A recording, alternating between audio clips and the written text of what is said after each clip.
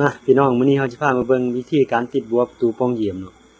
บัวตัวนี้มันความหนา5เซนแล้วก็ความกว้าง12เด้อ5คูณ12นั่นเองเนาะก่อนอื่นเฮาจะติดดินจีใส่ดินจีที่เฮาติดมันเป็นดินจีก้อนใหญ่เดี๋ยวเฮาทุบออกมันติดลวงเปเนาะปูนที่เฮาใช้ก็จะเป็นปูนกาวเด้อการติดดินจีหลังจากติดดินจีแล้วเฮาก็จะมาขึ้นปูนเนาะบัดนี้ขึ้นปูนที่เฮาใช้มันอัตราส่วนผสมเป็น1:2เด้อใส่ฮอนเด้อหลังจากขึ้นปูนแล้วเฮาก็จะปาดปูนให้มันได้ความหนา5เซนแล้วก็ความกว้าง12เซนเนาะหลังจากที่เฮาน่ะปาดแล้วเฮาก็จะมาหีดเลยหลายคนถามว่าเฮ็ดจังได๋เหลี่ยมคือคมแท้นี่แหละพี่น้องคือการหีดเด้อหีดจนมันคมนี่พี่น้องหีดจนคมแล้วก็เอาแปรงเช็ดนี่แล้วก็จะได้เหลี่ยมคมแบบนี้เลยเนาะพี่น้องเนาะเรียบร้อยพี่น้อง